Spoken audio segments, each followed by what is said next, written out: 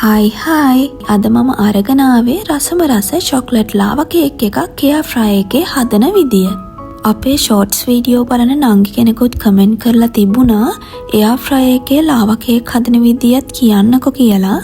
ඒක නිසා ලාවා කේක් එකක් එයා ෆ්‍රයි එකේ මටත් හදලා බලන්න හිතුණා.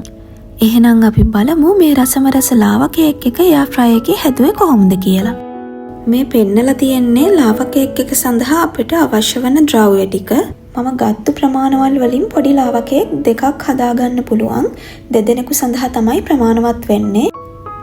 මුලින්ම බටර් ග්‍රෑම් 32යි ඩාර්ක් චොක්ලට් ග්‍රෑම් 40යි ඩබල් බොයිල් ක්‍රමයට හොඳින් දිය කරගන්න ඕන.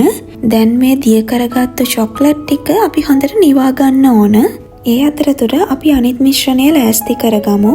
මේ සඳහා පුංචි බෝල් එකක් අරගෙන ඒකට බිත්තරයයි සීනි ග්‍රෑම් 40යි වැනිලා බින්දු කිහිපයකුයි එකතු කරගෙන විනාඩි 2ක් විතර හොඳින් බීට් කරගන්න. ඊට පස්සේ දිය කරගත් චොක්ලට් සහ බටර් මිශ්‍රණයට මේ ටික එකතු කරගෙන හොඳින් බීට් කරගන්න. ඊට පස්සේ අරගත්තු පිටි ග්‍රෑම් 15 මේ බැටර් එකට හලාගෙන හොඳින් මිශ්‍ර කරගන්න. දැන් අපි ලාවා කේක් හදන්න ගන්න මෝල්ඩ් එක සූදානම් කරගමු. මුලින්ම අපි මේ මෝල්ඩ් එකේ බටර් හොඳින් ගාගමු හැම පැත්තෙටම ගෑවෙන විදියට. ඊට පස්සේ චොක්ලට් පවුඩර් ටිකක් හෝ පිටි ටිකක් ඉහා ගන්න පුළුවන් වටේටම දැවටෙන විදියට. දැන් අපි හදාගත්තු බැටර් එක මේ ලෑස්ති කරගත්තු මෝල්ඩ් වලට දාගමු.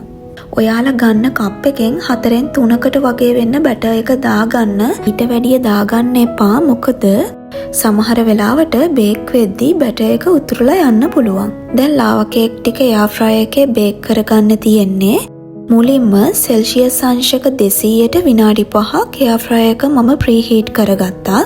ඊට පස්සේ ලාවා කේක් ටික බේක් කරගන්න මට විනාඩි 6ක් ගියා ඒ සෙල්සියස් අංශක 180 උෂ්ණත්වයේදී.